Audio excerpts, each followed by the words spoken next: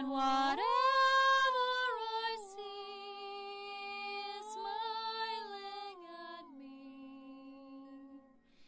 Love is who I am.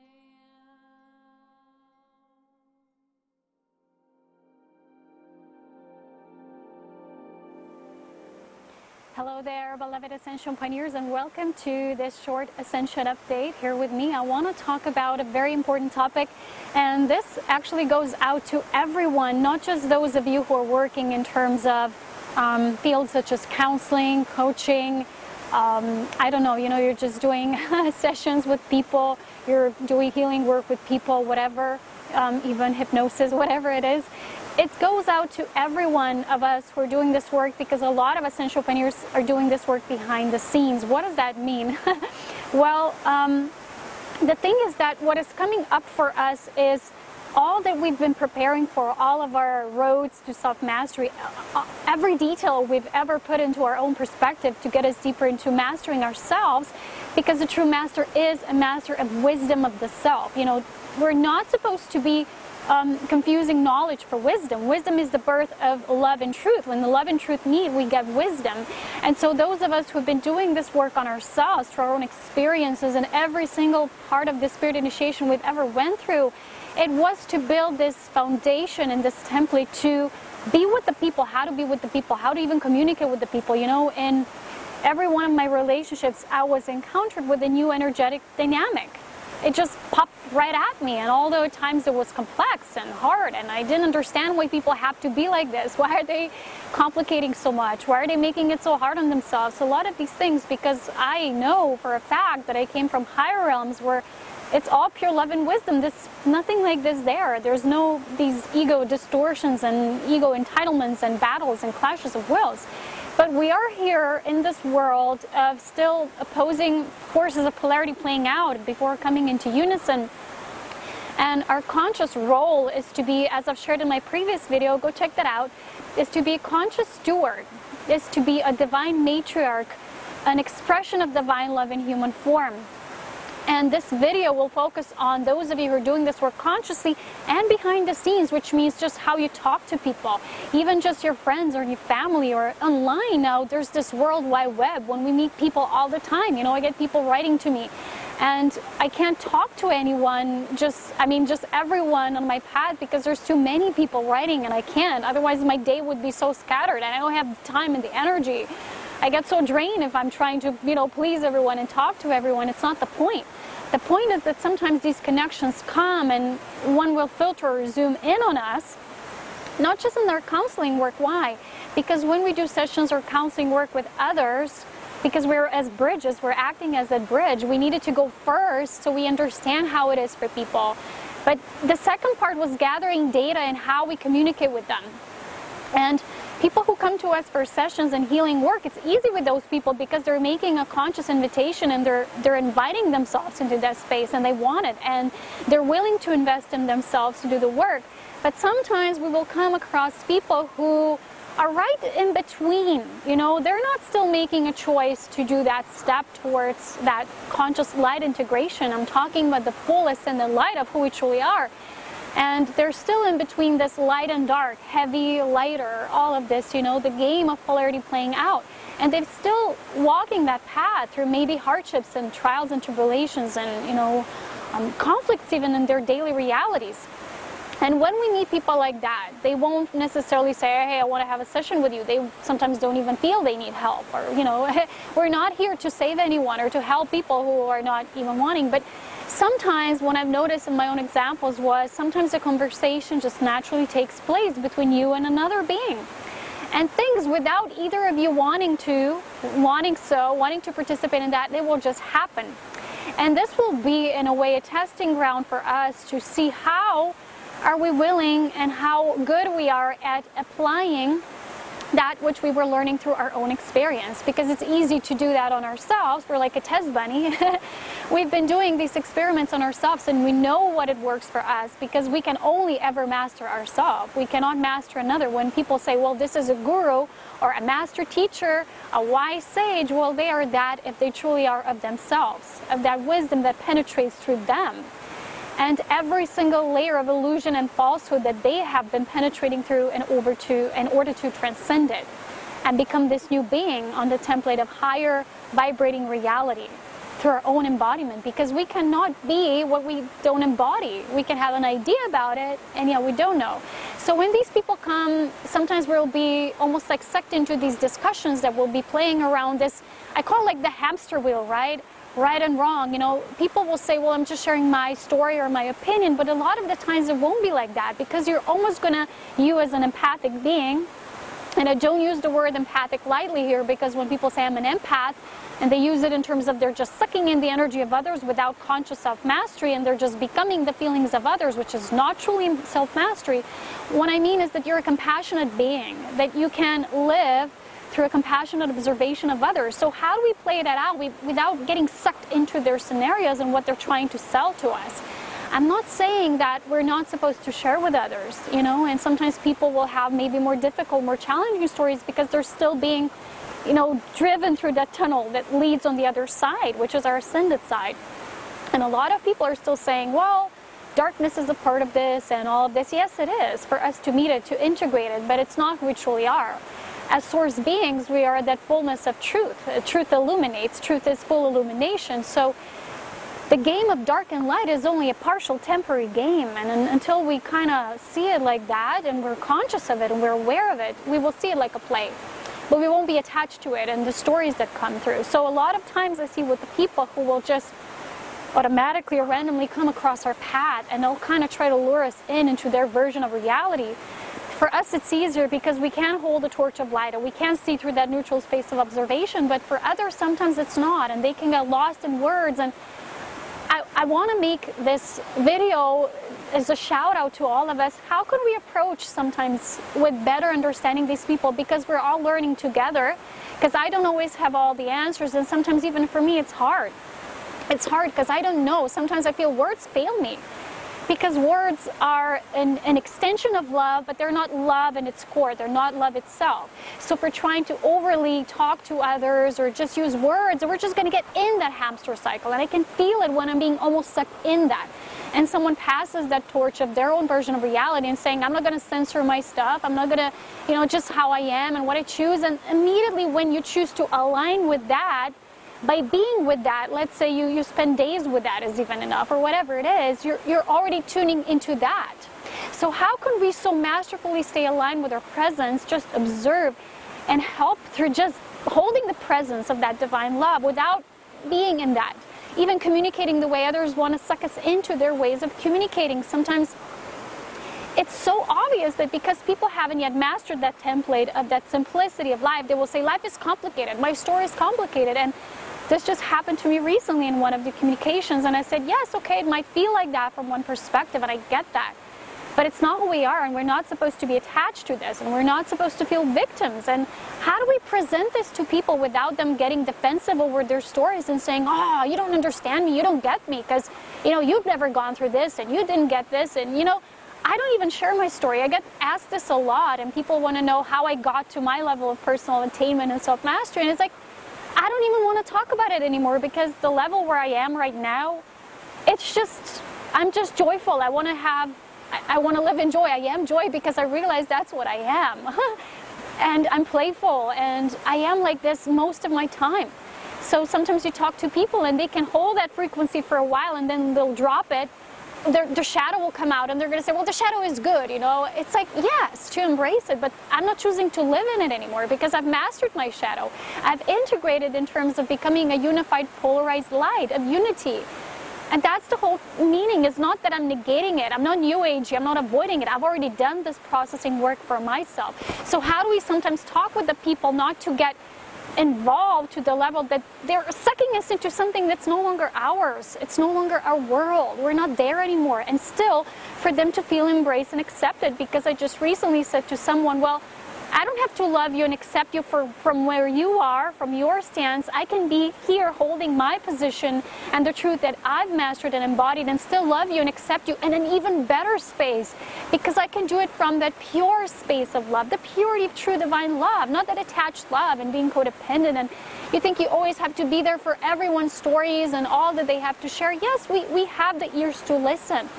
But sometimes if we listen too much and we nod our heads too much, we become a part of that story, and we're not really helping anyone by just nodding the head and saying, oh yeah, poor little you, yeah, it's so hard for you, for example. Or we're not even helping by maybe saying, well, it's so easy and so beautiful on the other side, you know, and being too much in it.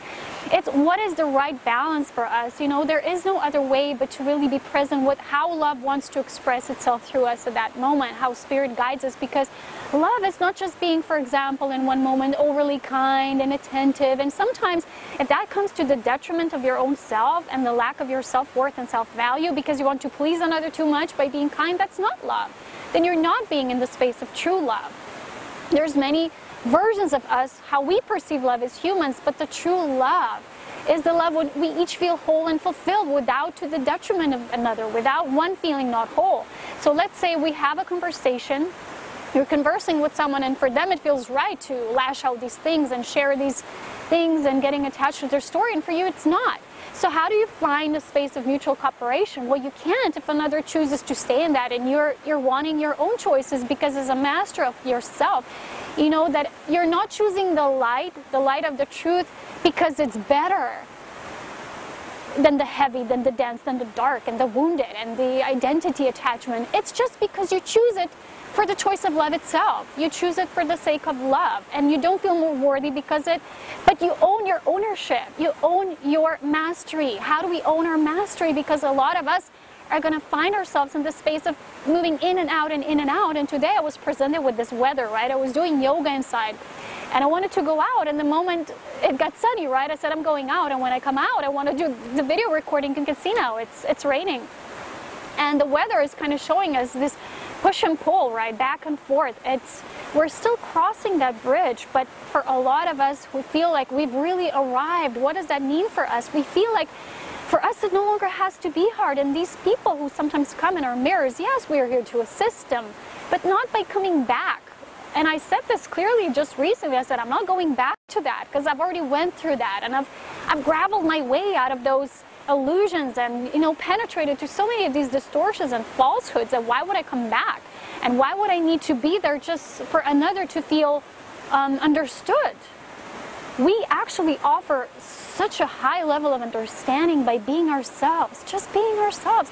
And if people won't listen and won't hear about it, maybe they're not yet ready to hear that. And maybe they're not yet ready for the love that we have to share, our companionship, our playfulness, our entertaining of others. I love to entertain others. I love to be playful and goofy, and that's just my nature. You know, just yesterday I watched this live free webinar about how for women to harness their inner goddess and to be who they really are, as in what moon and Venus sign you have. And for me it's very fiery, and the fire signs, we just love to be out there, and we need to be in the spotlight and entertain and bring that light and uplift, because it's who we are, and if we don't do that, we're not self-fulfilled. And if someone comes at you and starts judging you and saying, oh, you're only doing it for the fame and the this and the that, well, they're clearly missing the point.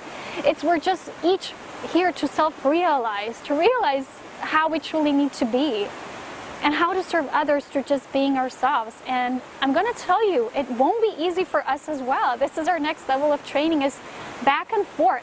How much of you and how much you can be involved with another, that it's no longer to the detriment of yourself. It's a trial and error kind of game.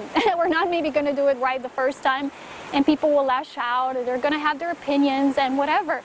But still, you know, the ball is at our court, because we've done the work, we've mastered ourselves. We're the first wave, and the first wave is here to hold the torch. And holding the torch seems, okay, it's easy, you're just standing and just holding. No, it's not that easy, you know. You're going to have a lot of communications, and, you know, I have to have a lot of correspondence in my life, and that is why most of my time when I'm not doing that, I need to be withdrawn from it, because it can overwhelm me. It's too much sometimes, too many people, too much blah, too many conversations. I mean, if it's not in balance, then again, it's not right for us. It needs to feel good for both sides.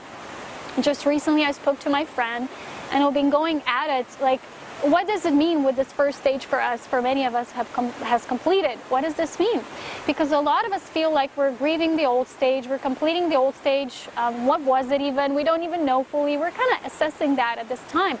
And I feel that is why so many planets are retrograde now, because they're offering us this insight, which comes through that pondering and reflection. So for a lot of us, this where we're moving now is we're not just gathering data. You know, for me, with all of my relationships, I was gathering data on these humans' distortions and how humans have been falsely communicating with each other and creating all of these beliefs about separation and heaviness and difficulty, and life is complicated, it's just how it is, period, that's my story. I get it. Some humans are still suffering, a lot of humans. I wouldn't say most, because then I'm, defining it, but a lot of the humans are still feeling the energy of suffering. And they're saying, my life is hard. Well, the perspective of your life is hard. Life in itself is not hard. Life, when I say life, I mean Holy Spirit, the truth of love, which is unified love, is not hard.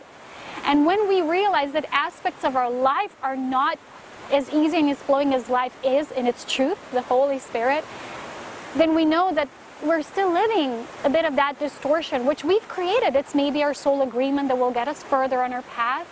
It's something that we're using as to get us stronger. Maybe we're a warrior of light, and maybe we need that hard story or heavy story because one day we're going to penetrate through it, we're going to transcend, and we're going to become an inspiration for others as well. But we cannot do that by staying attached to that. So how do we assist people who are right on the verge? They, like I'm saying, they're not just coming to you for counseling or energy work, whatever it is, but they're just people you randomly meet, and you get hooked into this conversation without you even wanting. It just happens because it's a stage that needs to play out. Everything that we're experiencing is, again, for our own mastery. Where do our boundaries lie? Because to be masters of the purity of divine love does not mean that we're going to be there for everyone, feeding our hands to our own detriment, forgetting about our own lives. Our lives are important.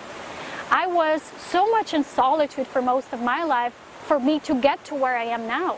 I had so much time to reflect, to ponder, to go through these situations, and it was for me to be one of the first waves. So I can be now serving from this point which I have mastered and embodied at this current level of my embodiment, which is always ongoing and expanding.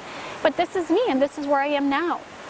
And the reason why it wasn't always easy for me was not for me to now share this as my story, because it's just my story and I don't relate to it. That is why it's not important for me to share how I got, from here to here. That's my own initiation. It's between me and my spirit, between me and my mission, and it's for me and my mission, and that's it. That's it. That's the only purpose it serves. My story only serves me, not the masses.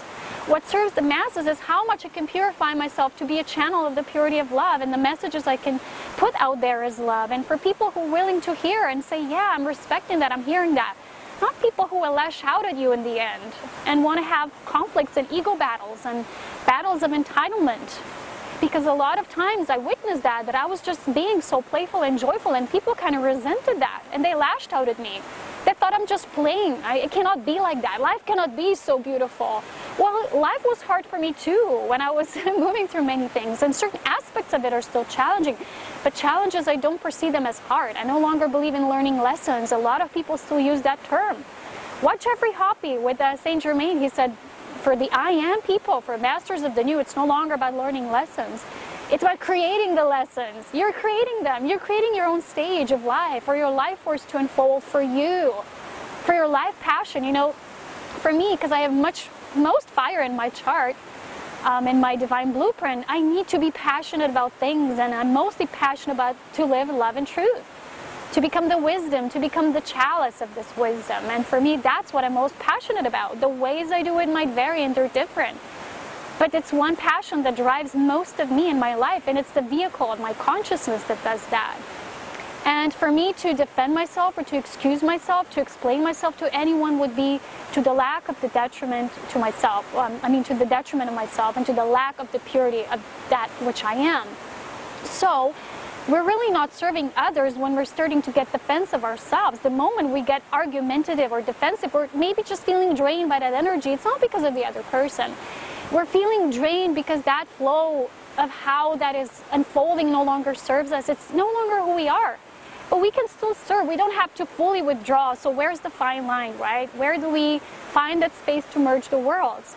All of us together. I don't have all the answers, my beloveds. I do get this divinely guided through my own spirit correspondence when I'm doing whatever I'm doing, however I'm sharing, and whoever I'm sharing with. But what I'm saying is that we're in this together, that each and every one of us has to claim the stewardship by admitting that this will be a new testing ground for us. It won't always be easy, but we're not feeling like it's hard or it's complex. Not complex, but complicated. It is complex in a way because, like I said, no one has all the answers. And life is a mystery. But we're here to initiate those steps. And you hold the key, I hold one key. Together we hold all these keys, and they're kind of coming together. But it's really about that fine line. The boundaries, the self-love, and the universal love, and the sharing, and the responding, and the communicating and relating to others. Where's the fine line? Well, we are that fine line. Our human experience is that fine line. It's how all the wisdom that we have, that we've embodied, then through our human experience, through our human language, through our human ways of being and sharing, it's how it comes through. And when I talk to people, maybe just texting or just via, emails, it's never fully authentic because there's always something in between, like technology. And like I said, words are just words, and words can fail us. If they're just spoken, if you're not feeling the energy behind it, you're always going to be fooled. Someone can say I love you, and you're going to say, well, they really mean fuck you, sorry for the words. But we are like that as humans. Through the filters, we create our own distortion. Someone can fall at their knees for you and beg for your love, and you're going to still say, well, I'm not getting it. Because you yourself have not opened your heart to that level. And whenever we make it about others, we're not seeing the truth. It's not about others. Sometimes people say to me, well, you don't get that because the reason why I don't do that or why I do this like this, it's because of this person being that way or they behave like this. So they created this in my life. I'm like, no. Of course relationships are our extensions, but they don't create our reality. We do. And until people will shift to the only truth there is, that we are the creator of our reality and that we are divine love. And I love what Bart and Jody from Bart and Jody TV have to share about this, because it's simple. It really is simple. And for a lot of people, they still like complex. And they like to be in the heaviness. It's because it's still part of their experience, and I get that, and we respect it.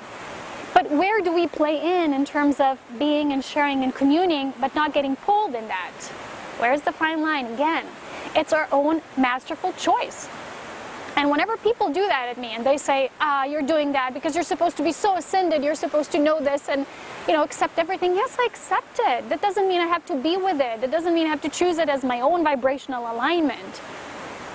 To be of service does not mean, okay, now I'm going to be at everyone else's field. I'm going to forget totally about who I am and what I came here to live and experience. And for me, sorry, my focus will always be love, joy, wisdom, truth. That's, the qualities, the essences of my divine nature. And I don't just want to think about my divine nature, I want to fully experience it in human form.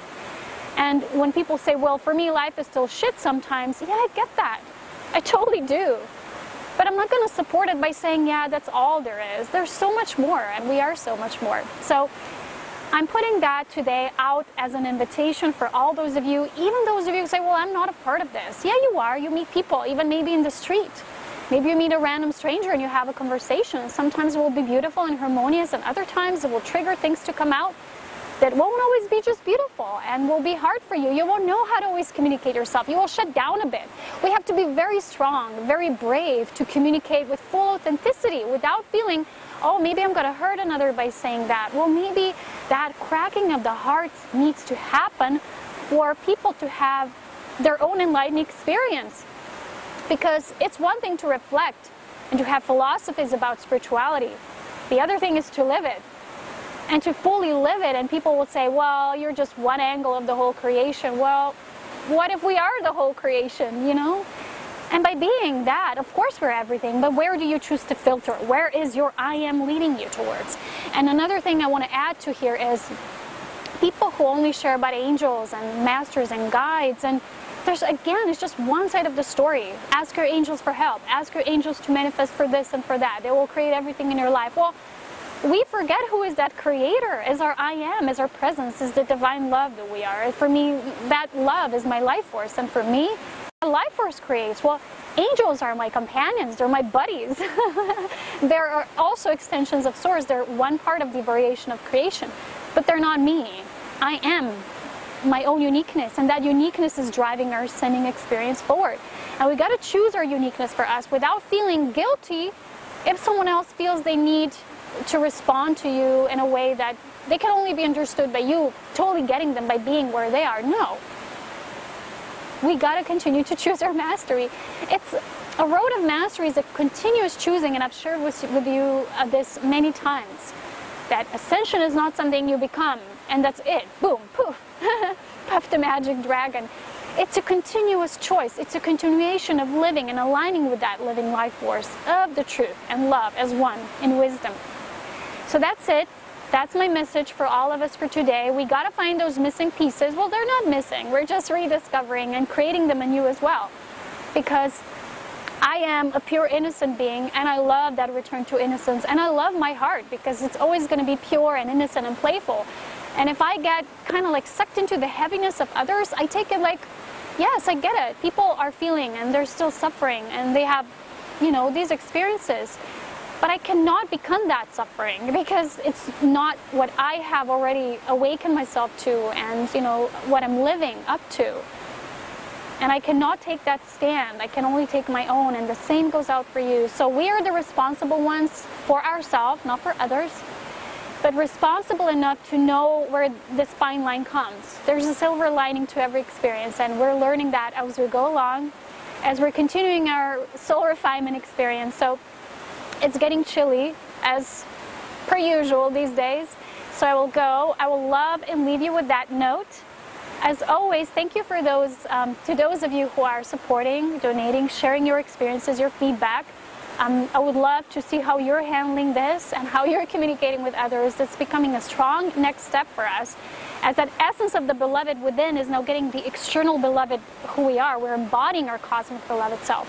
So also I made these courses, Ascended Mastery courses, galactic courses, all of that, available for those who are wanting to fine-tune to these higher levels, because it's all about what we choose. You know, you say, well, there's such a thing as fifth dimension. Well, you got to choose it, then work every step to aligning with that. It's not something just happens to us.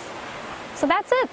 That's the only thing. It's nothing keeps us apart or separate. It's just the choices and the way that we do them, they do create that individuality. And individuality is not the same as separation. Because as your unique self, you are completely understanding why you are so unique, and that's why you're a part of the whole at the same time, and that's how you get it.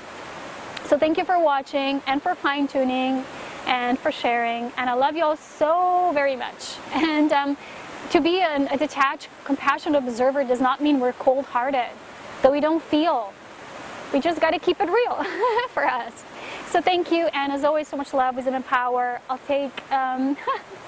I'll take another theorist here very soon. Okay. Bye-bye. Bye.